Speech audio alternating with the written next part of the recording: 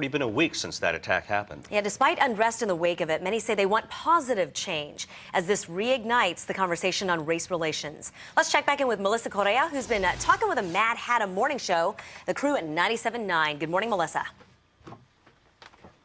Hey, good morning to you, Lily. And boy, has the conversation been moving this morning. I'm with Mad Hatter of the Mad Hatter Morning Show. Yes. You've been opening up radio waves to listeners this morning. 1 week after Dallas, where is Houston sitting with all of this? I think we're still, unfortunately, kind of sort of in the same place. I think with black people, they're trying to figure out what's our best course of action to make everyone understand what we're going through. And I think that's the hard part. Oh, we shouldn't go to these businesses. We got to do that. We got to do this. I think that's the hardest part for everybody to understand what needs to happen at this point. You know, when we can figure that out, whatever we do, let me just say this, though, I think everyone needs to be involved in the dialogue. You know, you are one of the most popular morning shows around here in Houston. So we say you have a lot of listeners. Many of them are young.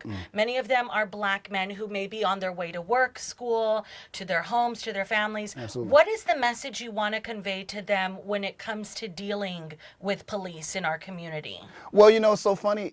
They already know. Our mothers and fathers have already given.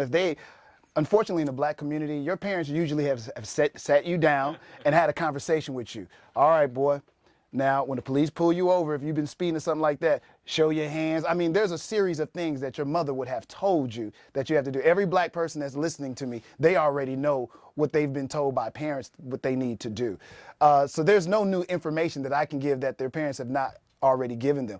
Unfortunately, though, we know that there's situations where you can still follow all the rules that have been taught to us by our parents, and things can still go awry. How do you want to move the discussion while maybe mirroring what President Obama said last week, is we have to go around living and respecting law enforcement? How do you deal with that? Black Lives Matter, Blue Lives Matter, everything that's trending right now across the country. Fair question. You know what? I want everybody to understand, one, when they say black lives don't matter, it's not saying that other people's lives don't matter as well. It's just trying to pinpoint to people that, hey, there's something going on where black people are feeling like they've been targets. We need everybody to recognize that this is not an anti-hate campaign. That's one of the most important things I like to say. And then we need to figure out ways to respond and react together.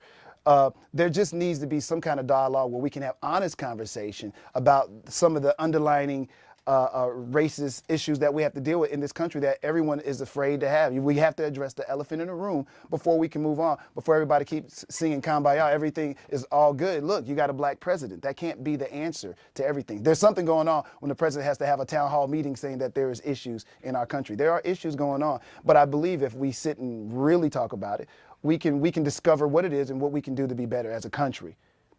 There we go. From the White House to 97.9's Morning Show studio, the conversation on racial relations in the country continuing this morning. Ron and Lily, we're going to send it back to you. All right, Melissa Correa joining us live.